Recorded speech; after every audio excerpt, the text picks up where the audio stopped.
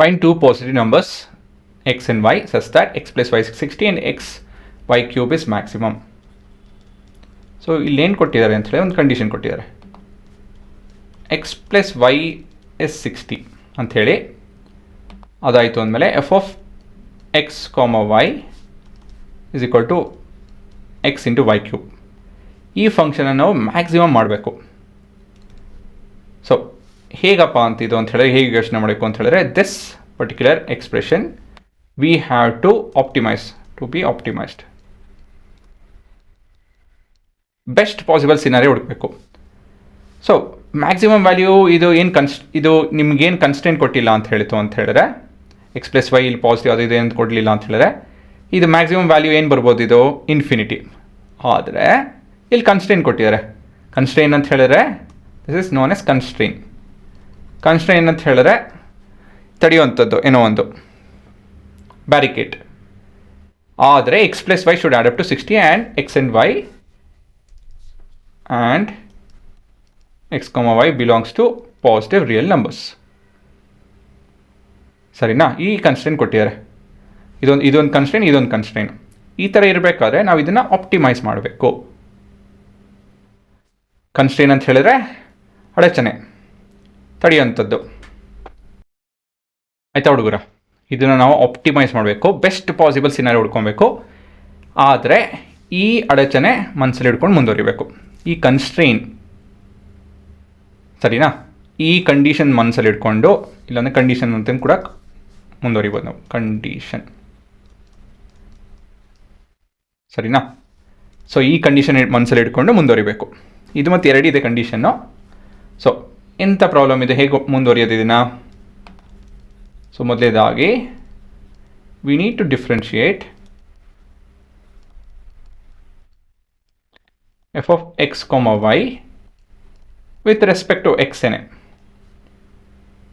ಅಂತ ಹೇಳ್ತು ಅಂದರೆ ಇಲ್ಲಿ ನೋಡಿ, ಇಲ್ಲಿ ಇದು ಮೊದಲು ಮಾಡಿದರೆ ನೀವು F of X comma Y, ಇಲ್ಲಿ ನಾವು chain rule ಉಪಯೋಗಿಸ್ಬೇಕಾಗುತ್ತೆ.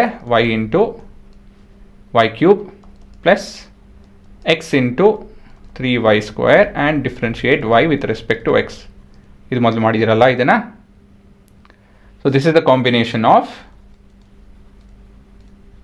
chain rule and product rule. Next ಇವಾಗ critical value of f of x comma y is obtained by equating this to 0. ಸರಿನಾ? ಇದನ್ನು ಸಿಂಪ್ಲಿಫೈ ಮಾಡ್ಕೊಬೇಕು. ಸೊ ಇಲ್ಲಿ ವೈ ಸ್ಕ್ವೇರ್ ಕಾಮನ್ ಇದೆ, ಅದನ್ನು ಹೊರಗಡೆ ತೆಕ್ಕೊಂಡ್ಬಿಡ್ತೀನಿ. So this will be Y plus 3x dy by dx. ಇದನ್ನು ಸಿಂಪ್ಲಿಫೈ ಮಾಡಬೇಕು ಇವಾಗ. ಸೊ ಇದರಲ್ಲಿ ಎರಡು ಕೇಸ್ ಇದೆ. Case 1 Y square is equal to 0. So which is not possible. ಯಾಕಂತ ಹೇಳಿದ್ರೆ ಇಲ್ಲಿ ಕೊಟ್ಟಿದೆ ನೋಡಿ, this has to be positive numbers ಅಂಥೇಳಿ. Not possible. ಸರಿನಾ? ಸೊ ಇದಾಗಲ್ಲ. ಸರಿ, ಮುಂದಿನ ಕೇಸ್ ಏನು? ಕೇಸ್ ಟು ಏನಂತ ಹೇಳಿದ್ರೆ Y plus 3x dy by dx is equal to 0. ಇದನ್ನು ನಾವು ಸಿಂಪ್ಲಿಫೈ ಮಾಡಬೇಕು. ಹೇಗೆ ಮಾಡ್ತೀರಾ? ಹೇಗೆ ಮುಂದುವರಿಯೋದು? ನಮ್ಮ ಕನ್ಸ್ಟ್ರೈನ್ ಉಪಯೋಗಿಸ್ಕೊಬೇಕು. ಸೊ ಇದನ್ನು ನಾವು 1 ಅಂತ ಕರೆದುಕೊಳ್ಳೋಣ. ಸೊ ಇದರಿಂದ ನಾವು y ಸಬ್ಸ್ಟಿಟ್ಯೂಟ್ ಮಾಡ್ಬೋದು ಮತ್ತು dy ಬೈ dx ಕೂಡ ಕಂಡುಹಿಡಿಬೋದು. ಹೇಗೆ? See this y is a function of x. ಅದಕ್ಕೆ ನಾವಿಲ್ಲಿ we are able to differentiate y with respect to x ಅಲ್ವಾ? ಏನಕ್ಕಂತ ಹೇಳಿದ್ರೆ y can be written as 60 minus x. ಸರಿ ತಾನೆ? Differentiating 1 with respect to x. So ಇದೇನಾಗುತ್ತೆ? ಇದು 1 ಆಗುತ್ತೆ. This is dy by dx and that's equal to 0. So ಹಾಗಾಗಿ dy by dx will be equal to -1. So ಇವಾಗ ನಾವು substituting y and y bar in a, y bar ಅಲ್ಲ, derivative of y with respect to x in a. ಸರಿನಾ? y prime in a. So ಇದೇನಾಗುತ್ತೆ? ಇದು Y ಬದಲಾಗಿ 60 minus X ಅಂತ ಬರ್ಕೊಳ್ಳೋಣ, plus 3 times of X into -1 is equal to 0. ಇದು simplify ಮಾಡ್ತು ಅಂತ ಹೇಳಿದ್ರೆ 4x ಈಸ್ ಈಕ್ವಲ್ ಟು 60, ಹಾಗಾಗಿ x ಈಸ್ ಈಕ್ವಲ್ ಟು 15 ಅಲ್ವಾ. Therefore y is equal to 45. So this is the only optimal value possible, ಸರಿ ತಾನೆ? ಅದನ್ನೇ ನೋಡಿದ್ದು ನಾವು ಇವಾಗ. Therefore the maximum value of x into y cube is when x is equal to 15 and y is equal to 45. So ಇದೆ ನಿಮ್ಮ ಉತ್ತರ, ಅಷ್ಟೇನೆ, ಸರಿನಾ?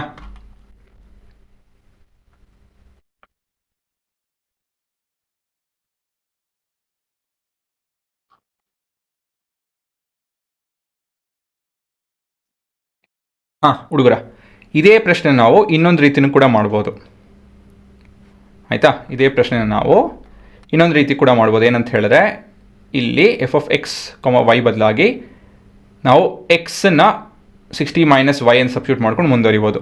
ಆದರೆ ಅದು ಸ್ವಲ್ಪ ಕಾಸಿ ಆಗುತ್ತೆ ಹೇಳಬೇಕು ಅಂತ ಹೇಳಿದ್ರೆ.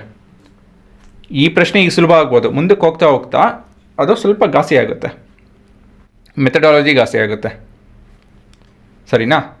ಈ ಮೆಥಡಾಲಜಿ ಹೋಯ್ತು ಅಂತ ಹೇಳಿದ್ರೆ, ನಿಮ್ಗೆ ಈ ಕಾನ್ಸೆಪ್ಟ್ ಅರ್ಥ ಆಯಿತು ಅಂತ ಹೇಳಿದ್ರೆ, ಬರೋವಂಥ ಮೆಥಡಾಲಜಿ, ಬರೋವಂಥ ಪ್ರಶ್ನೆಗಳು ಸುಲಭ ಆಗುತ್ತೆ. ಅದನ್ನು ಅರ್ಥ ಮಾಡ್ಕೊಳೋದಾಗಿರಲಿ, ಅದು ಬೇಗ ಮಾಡೋದಾಗಿರಲಿ.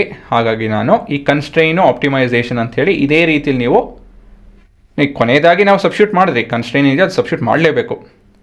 ಆದರೆ ಮೊದಲು ಸಬ್ಸ್ಟಿಟ್ಯೂಟ್ ಮಾಡೋದಾಗಿ ಆಮೇಲೆ ಸಬ್ಸ್ಟಿಟ್ಯೂಟ್ ಮಾಡ್ತಾಯಿದ್ದೀವಿ, ಇಲ್ಲಿ ಸುಲಭ ಆಗುತ್ತೆ. ಸೊ ಈ ರೀತಿಯಲ್ಲಿ ಮಾಡೋದು ಕಲ್ತ್ಕೊಳ್ಳಿ, ಯಾಕಂತ ಹೇಳಿದ್ರೆ ಬರೋವಂಥ ಪ್ರಶ್ನೆಗಳು ಈ ರೀತಿಯಲ್ಲಿ ಮಾಡ್ತು ಅಂದರೆ ಸುಲಭ ಆಗುತ್ತೆ, ಸರಿನಾ? ಬರುವಂಥ ಪ್ರಾಬ್ಲಮ್ ನೋಡಿದಾಗ ನಿಮ್ಗೆ ಗೊತ್ತಾಗುತ್ತೆ ಏನಂತ ಹೇಳಿ. ತಕ್ಷಣಕ್ಕೆ ಇದನ್ನು ಇದೇ ರೀತಿಯಲ್ಲಿ ಮಾಡೋದು ಕಲೀರಿ. ಹಲವಾರು ರೀತಿಯ ಸಬ್ಸ್ಟಿಟ್ಯೂಷನ್ ಮಾಡಿ ಎಲ್ಲನೂ, ಬಟ್ ಅದು ಸ್ವಲ್ಪ ಇವಾಗ ಸುಲಭ ಅನಿಸ್ಬೋದು, ಬಟ್ ಮುಂದಕ್ಕೆ ಹೋಗ್ತಾ ಹೋಗ್ತಾ ಮೆಥಡಾಲಜಿ ಸ್ವಲ್ಪ ಕಷ್ಟ ಆಗುತ್ತೆ, ಸ್ವಲ್ಪ ಅಲ್ಲ ಕಷ್ಟ ಆಗುತ್ತೆ ಅದು.